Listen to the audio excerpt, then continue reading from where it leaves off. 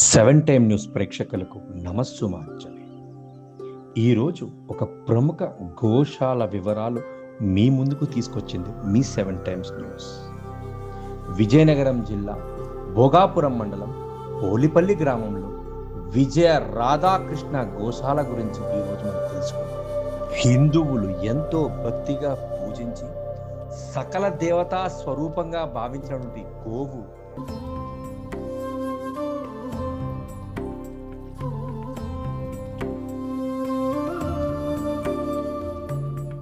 నుంచి లభించిన ప్రతి పదార్థాన్ని పుణ్యక్షేత్రాల సేవలో భాగంగా వాడటం ప్రశంసనీయం.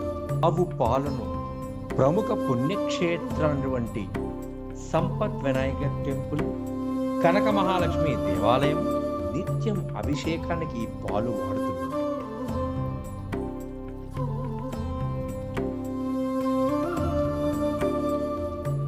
విధంగా కాశీ, కంచి కామకోటి, సింహాచలం, శ్రీశైలం మొదలైన పుణ్యక్షేత్రంలో భాగంగా అక్కడ చేసే హోమాలకు నేరుగా ఈ నెయ్యి వాడడం ఆనందనీయం.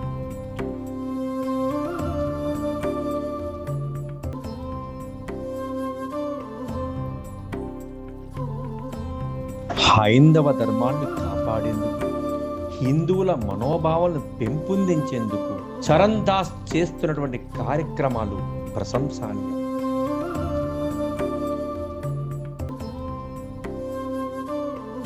ఈ రోజుల్లో మాకేమిచ్చారు, మాకేమి తెచ్చారు అనే ఈ రోజుల్లో కూడా గోవులను దానంగా ఇచ్చి ఎంతో మంది రైతుల కుటుంబాలకు బాసటగా నిలిచిన కుటుంబం పివి చరణ్ దాస్ మరియు వారి కుటుంబ సభ్యులు. మానవ సేవే మాధవ సేవగా భావించి దైవం మానవ స్వరూపేణ అని భావించిన చరణ్ దాస్ మరియు కుటుంబ సభ్యులు ఇంకొక అడుగు ముందుకేసి ఈ ఆవుల నుంచి వచ్చిన పాలను అక్కడ ఉన్నటువంటి అనాథాశ్రమాల పిల్లలకు పౌష్టికమైన ఆహారాన్ని అందించాలని ఉచితంగా ఈ పాలు పంపిణీ చేయడం హిందువుల పట్ల, హైందవ ధర్మం పట్ల వారికి ఉన్న అభిమానం చిరస్మరణీయం. ఏదో దానమిచ్చాములే అని కాకుండా కేవలం దేశవాళీ ఆవుల్ని మాత్రమే దానం ఇవ్వడం ప్రశంసనీయం. దేశవాళీ ఆవుకు జన్మించిన నందులు, ఆవులను రైతులుగా ఉచితంగిచ్చి భారతదేశానికి రైతులు పట్టుబొమ్మలనే మాటని సార్థకం చేసినటువంటి చరణ్ దాస్ మరియు వారి కుటుంబ సభ్యులకు ప్రత్యేక ధన్యవాదాలు.